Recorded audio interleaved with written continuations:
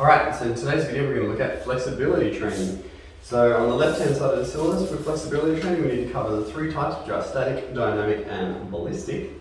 And on the right-hand side of the syllabus, the same as our strength training, we're going to analyse flexibility training by examining the type of training method and how it best suits specific performance requirements, design a training program, describe how training adaptations can be measured and monitored, and identify safe and potentially harmful training procedures. So let's go. Okay, so just in case you have forgotten from when we did flexibility earlier, flexibility is simply the range of motion that joints can move through, okay?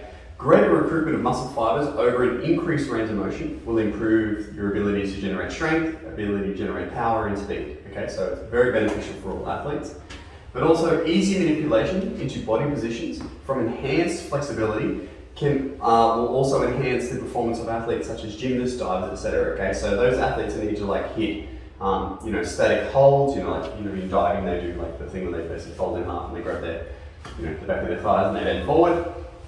If you've got good flexibility and you can hit that easier, you can hold that for longer, you're going to get more points and therefore score higher as opposed to somebody who can't even get in the position in the first place, like me.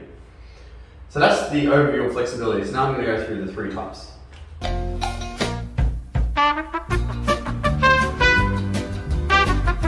Alright, so our first one is static stretching, okay? So static stretching is training which is done slowly and steadily to then hold a position in slight discomfort but not pain for somewhere between 10 seconds and 2 minutes, okay? So yes, you can hold it for 10 seconds if you've got the time and if you were doing if you were actually training to do a flexibility training session, so this isn't part of a warm-up or cool-down, you're actually going to train for flexibility, you would hold each one for about 2 minutes, okay? Static stretching does have good permanent increases in flexibility around the body, okay? However, in saying that, flexibility is, and this applies to all the types of flexibility we're going to go through today, they are site specific, okay? So if I wanted to, improve my shoulder flexibility and I was doing, a bunch of shoulder flexibility stretches, I can't expect to train my shoulder flexibility and then have my hamstrings have better flexibility. That doesn't make sense, okay? So if I wanted to increase my hamstring flexibility, I have to do hamstring flexibility. Yeah, you get it, right? Static stretching, because it's done slowly and steadily and held to discomfort and not pain, it's generally safe for everyone to complete and it's easy to perform, right? There's no real complicated methods here. Static stretching must be completed a minimum 3 times per week. If you were really trying to increase your flexibility, you could do it every day, all right? There's no reason why you couldn't. It doesn't take that long. You can do it before bed, you can do it as soon as you wake up in the morning, and especially if you're just focusing on one or two parts of the body, all right? So, for example, from my earlier thing, if I was a diver and I was trying to do, this one where I bring my head to my knees, so a lot of that flexibility is going to be limited by hamstrings, glutes, and lower back. So you can just simply do a hamstring, glute, and lower back stretch every day. It would take literally somewhere between 30 seconds to 6 minutes of your time. And over a week or two, you would actually notice a significant increase in flexibility. So static stretching alone is most suitable in our cool down phase for a few reasons, which I'll go through later as well, but mainly because the body's already warmed up, there's plenty of blood flow going around it, and in the cool down, it also assists in relaxing our muscles after their workout so we can start recovery sooner. That's tying in core too. Static stretching can be done in a warm-up phase, but research has shown that this does decrease performance, okay, because of this relaxing effect. If you try and relax your muscles and then do something intense, well, they're not going to fire quite as well. However, to counteract it, what you can do some type of dynamic routine after the static stretching, and it negates the relaxing effect because it gets your muscles back on, and then all of a sudden you're flexible again.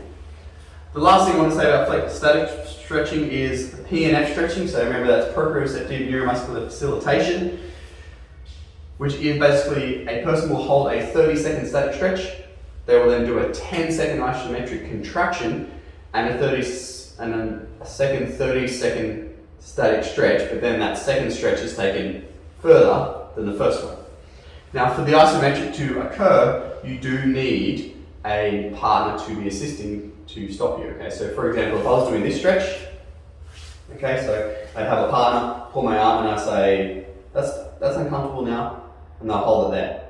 So I hold that for 30 seconds, and then what would happen is after 30 seconds I do an isometric. So then in my isometric, what I'm actually trying to do is bring my arm out towards the board, and my partner would stand there with his arms and just hold my arm. So I'm trying to bring my arm out to the board, but it's not moving. Hence, it's an isometric contraction. And then after that, my partner will then take my arm a little bit further than they did the first time.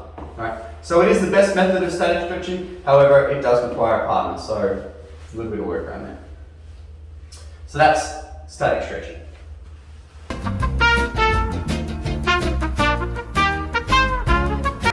Alright, so the next one is dynamic stretching. So dynamic stretching are basically movements that gradually increase in range of motion to provide a stretch. Okay. The examples, walking lunges, arm circles, things like that. So things where you are moving your joints through their range of motion and then getting gradually into a larger range of motion. Okay. I'm sort of limited with what I can do here, but sort of like this, right? And they are definitely useful as part of a warm-up, right? Now, dynamic training is best suited to athletes who require large ranges of movement during their performance. So, e.g. swimming, so like I was doing arm circling before, like a butterfly swimming, for example. This is actually part of their routine. So, athletes who require larger ranges of motion when they're actually performing through movement will benefit a lot from dynamic training. Another one will be like a hurdler, okay? So who has to sprint along and then jump up and bend their legs over, the hurdle. As opposed to athletes that hold static positions in their routine. So for example, the whole diving one I was talking about before, okay, yes, they do have some movement in their performance, so they should do some dynamic stretching, but also because they're required to hold a static stretch in their performance, as opposed to a swimmer or a hurdler. Like, if you imagine a swimmer or a hurdler holding a static position in their performance, they'd come last, right? Doesn't make sense. So last point here, dynamic stretching, due to its movement-based nature, okay, it can be more risky than static stretching, right? Because if I'm, doing walking lunges and I just jumped out of bed in the morning and I'm all cold and stuff, and it's 4 degrees outside, and I start doing some walking lunges and I take my walking lunge all the way to the ground and up again, I actually might pull a hamstring or a groin muscle or my knee, or you can imagine doing something that drastic straight away is going to be quite risky. So therefore, dynamic stretching should always be done in a controlled manner first of all, and always after a general cardio-based warm-up. Okay. And if you remember from core 2, the basic sequence that we went through, the sort of the best type of warm-up is cardio 5-10 minutes, static stretching, dynamic stretching, and then skills as to what the athlete's going to do in their performance, I should say. Alright, so our third one is looking at ballistic stretching. Okay, so ballistic stretching uses momentum and repeated movements to bounce past a joint's usual range of motion, e.g. bouncing toe touches, So instead of doing a nice static stretch down to the toes, like this, and getting a nice stretch through my hamstrings, or instead of doing something dynamic like a walking lunge, you're doing the ballistic, so you're sort of bouncing up and down, and trying to get further and further and further to the ground every time. Okay? Ballistic stretching does have a place in an elite athlete's routine, okay, because they've been trained to do so, and have completed a vigorous warm-up prior to doing it. However, ballistic stretching is generally unsafe or generally not recommended for everyone else. Alright, so how can flexibility adaptations be measured and monitored? Alright, very simple for this one. Pre-testing and baseline testing should be done, and remember it is site specific, so you can't just measure one thing and get a general sense. And then you can compare it to a post-test result completed after a training block. So let's say an athlete was going on a 4-week flexibility training program to improve their hamstring flexibility. They would come in, they'd do their warm-up, and then they'd make sure they're wearing the same pants, the same shoes, the same undies, same socks and whatever, and they do their sit and reach test. Okay, we should know that the sit and reach test is good for testing hamstring flexibility. Then they would complete their 4-week training block, flexibility training block. So they would 6 days a week, they would complete a 2-minute static hold of their left leg, their right leg, and their 2 legs together. 6 days a week for 4 weeks. And then at the end of that, they would then go back in, make sure they're wearing the same pants, same underwear, the same shoes, the same socks, and do the flexibility test again under the same conditions. And hopefully between the first set of data and the second set of data, there's been an increase. Now the better thing to do with flexibility training, so while that's an acceptable method, is to do continual testing to track progress, because flexibility is something you can just do so simple, okay? You don't need a whole bunch of equipment. It's a real simple test. So here's like a 4-week training block, and every day for 4 weeks, after the warm-up, the athlete does their sit and reach test, okay? So this is what they scored the first time, the second time, the third time. 4th time it was actually up a bit. 5th time it was back down to the baseline. 6th time it was up a bit. 7th, baseline. 8th, baseline. 9th, it was up again. 10th, and then just you can see slowly over time, right? Every day the data is a little bit different, and it can be different for a whole variety of reasons, including hydration and things like that. But over time, it's trending upwards, which means that over time, their flexibility is improving. Comparisons should always be done under the same conditions for the concept of reliability from Core 2, if you remember that.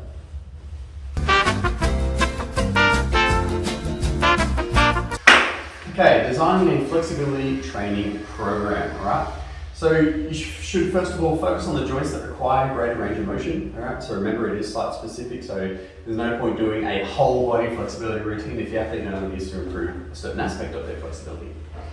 You should combine a mix of static stretching, PNF stretches, and dynamic stretches, okay? They can include other dynamic activities such as yoga and Tai Chi, etc. The program should be completed a minimum of 3 times per week, and it should be completed. Well, it can be completed in the morning after a warm-up, it can be completed evening before bed, or it can be completed as a total training block in the day. Timing really doesn't matter too much, okay?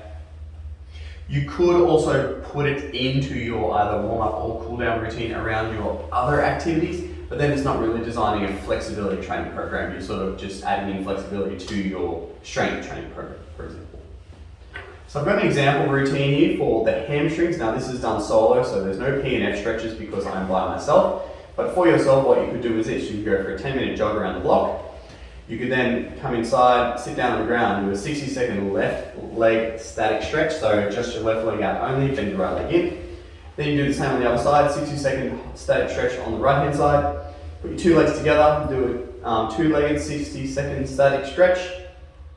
Then you can hop up and you can do 20 slow and controlled walking lunges, gradually increasing your range of motion. Okay, so nice large steps. And then you could do, after that, 20 ankle scoops. Ankle scoops, I don't know what they're correctly called, I call them ankle scoops. You put one foot out, you get your hands like this, okay? And then you like bend over and you scoop, put foot out, scoop, ankle scoops, but they stretch your hands. Right. So that's like a routine. If you did have a partner and you wanted to add in some PNF stretches, because we know PNF is a better way of doing static stretches, you would basically do this, and then probably what I would do is I'd scrap the 2 leg, and in here I'd do a PNF left and a PNF right. And the PNF stretching for the hamstring, by the way, instead of you sitting on the ground, reaching out towards your toes, if you lay on your back, you put your leg up in the air, and then your partner will bring your leg up like this, and then you try and do an asymmetric that way, and then your partner brings the leg up that way. So that's designing a flexibility training program. The last thing we need to cover is safe and potentially harmful training procedures.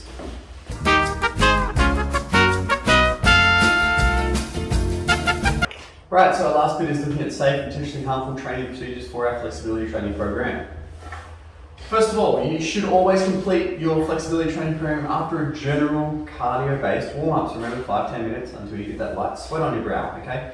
Doing a light or doing a general cardio-based warm-up will increase blood flow around the body, it will increase the elasticity of all the soft tissues, it will increase your core body temperature. These things combined will therefore decrease your chance of injury when you are trying to improve your flexibility. But also, because of these things, you'll actually get a greater training effect from the flexibility training. So it's a double win-win. Static stretches should always be done in a slow and controlled manner. So you don't just like go to the end of where you feel like discomfort and hold it. You should get there slowly, Then once you're in that static position and you're feeling discomfort and not pain, that's when you start climbing, okay? So we're going to do my hamstring, 30 seconds. I'm going to get there slowly. I feel discomfort now, and I'll just simply stay here for 30 seconds, okay? Now after, 10 or 12 seconds or so, if I feel that my muscle's starting to relax and it's not hurting as much, I can go a little bit further. But it's only a slight little bit further. I'm not bouncing into it, I'm not jumping further, okay? And I don't keep going further and further until the point where it causes pain, because pain is bad. You should never force a stretch past your current range of motion, okay? So you should take it to its limit, but not any further, all right? This is concerning when you are tracking progress, okay? So for example, if you know on the sit and reach box, for example, you're getting like 29, 29, 29, 29, you're getting 29 3, 4, 5 days in a row. The next time you do it, you're like, stuff it, I'm sick of getting 29 and doing all this training, I'm gonna push myself to get 30. Or you just push yourself to tearing your hamstring off your bone. So that's a bad idea. Don't do that. Dynamic stretching should always be completed after our warm-up and after our static stretching to negate the relaxing effects of static stretching if possible. Jeez, that felt good. Dynamic stretching should be slow and controlled, okay? So no bounce. So basically that's a common question I get is what's the difference between dynamic stretching and ballistic stretching? Well, they're both movements, and technically a ballistic stretch, if you slowed it right down and just did it slow and controlled, it then becomes a dynamic stretch. The only thing that makes it different is the fact that one, you're doing slow and controlled through and gradually increasing your range of motion, and the other one, you're just like jumping into it, bounce, bounce, bounce, all right? Static stretching should be included in a cool down, not only for the benefits of having all this stuff already because you've just been exercised, but also it does enhance recovery for your next training session. And the only negative I've got on this is, obviously the opposite to all these things are going to be negative, but I intentionally put a negative here. Ballistic stretching, all right? Don't do it unless elite athlete trained in doing so and has already completed a vigorous warm-up. And that ends our video on flexibility training. Thanks, bye.